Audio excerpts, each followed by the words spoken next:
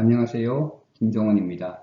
제가 공부에 대한 공부 강의를 시작하면서 홍보를 하기 위해서 유튜브 동영상 채널을 하나 만들었고요.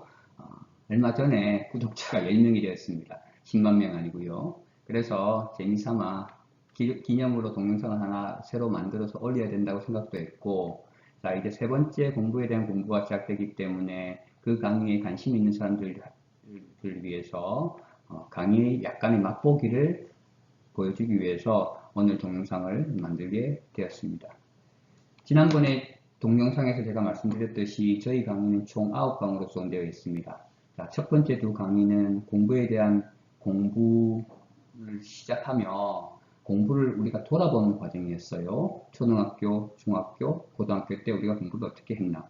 자, 돌아보았더니 우리가 지금까지 한 공부가 이 공부의 전부가 아닐 수 있겠구나. 어쩌면 우리는 공부의 아주 일부분만 보았을 수도 있겠구나라는 생각이 들었다고 제가 말씀을 드렸습니다. 자, 그러면 공부의 본 모습을 찾기 위해서는 우리가 지금 공부하고 있는 것들, 이 도대체 실제로는 어떤 의미를 가지는지에 대해서 한번 살펴보는 과정을 4강을 통해서 보자고 했습니다. 그래서 처음에 공부 지도를 제시했었고요. 3가지 큰 영역, 공부의 도구, 언어, 세상, 인간에 대한 이야기들을 제가 한번 해보려고 했었습니다. 그리고 나면 7, 8, 9강에서는 공부가 우리에게 주는 의미에 대해서 한번 생각해 보자고 했었죠. 자, 그 중에서 오늘 소개해 드릴 내용은 4강 공부의 도구 언어, 그 중에서도 수학이란 도대체 무엇인가, 우리가 수학을 공부하는 이유, 그리고 현실적으로 수학은 우리에게 어떻게 지금 왜곡되게 다가와 있나, 그런 것들을 한번 오늘 시간에 설명해 보고자 합니다. 자, 수학을 공부를 왜 할까요? 모든 수학책을 서문해 보면 수학 공부를 한 이유는 논리적인 사고력을 길러주기 때문에, 또는 직관력, 문제 해결 능력을 키워주기 때문에 수학을 공부한다고 이야기를 하고 있습니다. 자, 이게 무슨 말일까요?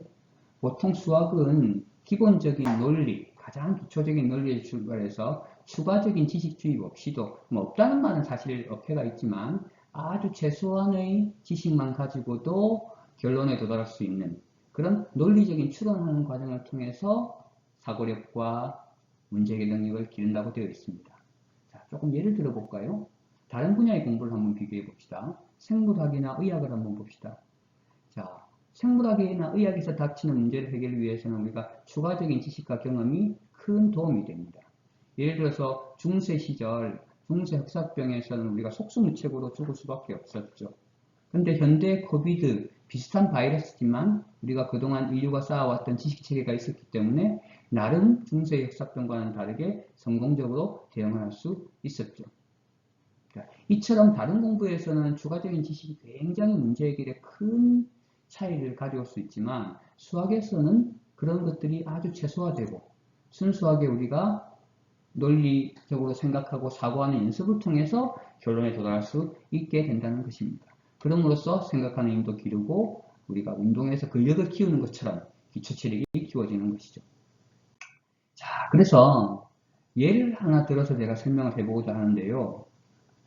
수학 공부하면 많이 떠오르게 되는 공식이 도대체 어떤 의미이며 그게 우리에게 어떻게 다가오나를 제가 설명하기 위해서 2차 방정식을 가지고 왔습니다. 2차 방정식 공식은 누구나 한 번씩은 봤겠죠, 그렇죠? 제가 여기서 2차 방정식 공식을 하나하나 세세적으로 설명하면 여러분들이 지루해하기도 할 것이고 그건 또 이 공부에 대한 공부의 의미에도 맞지 않는 거기 때문에 큰 틀에서만 이야기를 하겠습니다. 자, 가장 간단한 2차 방정식에서 시작해 봅시다. 벌써 2차 방정식 시작한다 그러니까 여러분들이 인상치 부리면서 이러면 안 되십니다 하는데 조금만 기다려 봅시다.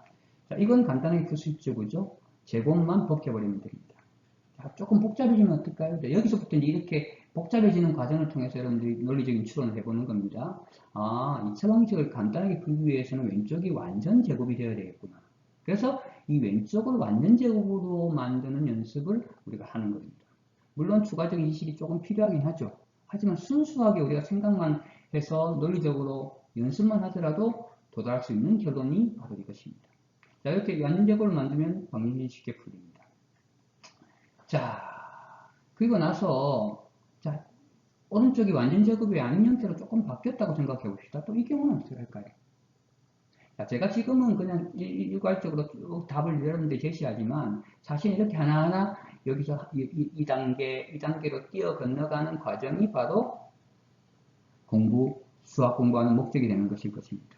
자, 그렇게 되면 완전 제곱을 만들기 위해서는 이 창의 반의 제곱이 필요하다는 생각을 할 수 있게 되고, 그렇게 되면 우리는 이렇게 방정식을 풀 수 있게 되죠. 그리고 또 문제가 조금 바뀌었습니다. 자, 5가 아니라 6이 되면 어떨까요? 그러면 이거는 간단하게 생각할 수 있죠. 그죠? 완전 제곱이 될 수 있는 4까지만 남기고 나머지는 빼주면 되죠. 그죠? 6, 7, 8 다 비슷한 방식으로 풀 수 있을 겁니다. 조금 이 창이 바뀌어도 마찬가지고요. 이쪽 항이 바뀌어도 또 마찬가지일 것입니다. 자, 그럼 여기서 우리가 한번 생각해 봅시다. 이런 2차 방정식을 우리가 수도 없이 계속 반복해서 풀어야 한다고 하면 우리는 이걸 매번 이렇게 풀어야 될까요?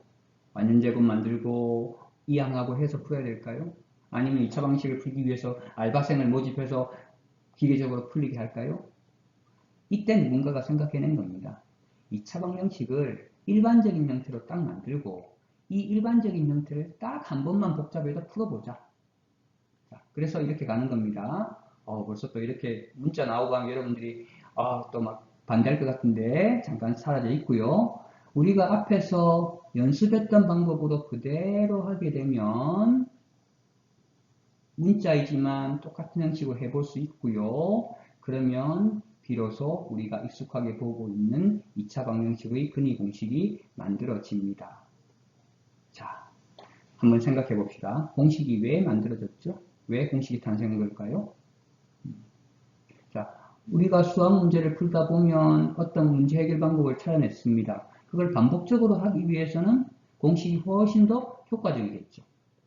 그래서 공식의 쓸모는 그때 나오는 겁니다. 여러 번 반복해서 풀 때 우리가 그때 효과적으로 쓸 수 있는 도구로서 공식이 필요한 거죠.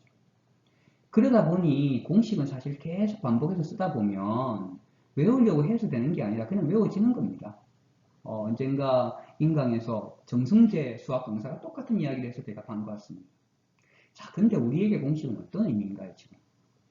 아마 여러분들 기억날 거예요. 수학 문제를 빨리 풀리면 기억해야 되는 것들. 공식을 많이 알아야 수학 문제를 빠르게 잘 풀 수 있는 것들. 자, 제가 말하고 싶은 것은 수학 공식이 원래 그런 의미가 아니라는 겁니다. 마찬가지로, 자, 아하 했나요? 자, 우리가 현실적으로 수학을 어떻게 받아들이고 있나를 한번 생각해 봅시다. 자, 입시에서 가장 변별력 있는 과목이죠, 그죠? 앞에서 설명했지만 지식이 전문화, 세분화 되었기 때문에 우리는 선택 과목제를 선택했습니다. 세부적인 것을 하나 선택해서 조금 심도 있게 공부를 해서 흥미를 느끼자, 재미를 느끼자. 그런데 이런 취지와는 관계없이 선택 과목 간의 비교를 하게 됨으로써 우리는 왜냐하면 입시를 해야 되니까요. 그럼으로써 등급제, 표준점수제라는 게 나오고 급기야 변별력을 위해서 킬러 문항이라는 것까지 생겨나게 되었죠. 그런데 변별력이 오르면 흥미는 당연히 내려갑니다. 문제가 어려워지면 풀어야 할 문제를 묘하게 어렵게 만들고 꼬아놓으면 재미는 없어집니다. 과도하게 어려운 문항을 풀게 되면 재미가 없어지는 거죠. 따라서 논리적 사고력, 해결, 문제 해결 능력이라는 이상과는 다르게 우리에게 수학은 이제 불안하고 정해진 시간에 빨리 실수 없이 풀어야 하는 그런 아주 재미없는 그런 과목이 되어버린 거죠. 자, 그래서 어쩌면 우리에게 수학은 입시 과목에서 중요한 과목으로 인식되어 있었는지도 모르겠습니다. 조금 다르게 표현하면 수학의 탈을 쓴 등수 선별기가 수학이었던 셈이죠. 그래서 우리는 이렇게 생각해 볼 수도 있습니다. 우리가 수학을 잘해야 되는 이유는 우리가 똑똑하다는 것을 남들에게 보여주기 위해서. 자, 근데 생각해 보면 우리가 어쩌면 수학을 잘못 공부하고 있었기 때문에 필요 이상으로 기주고 있는지도 모르고 또 우리가 수학을 잘하는 거라고 오해할 수 있는지도 모릅니다. 자, 그래서 이러한 수학의 본 모습을 현실을 직시하고 나면 그럼 진짜 수학은 뭐지? 하는 생각을 할 수 있게 되고 그 생각하는 힘을 기르는 흥미로운 수학의 본 모습을 다음 강의에서 한번 설명해 보고자 합니다.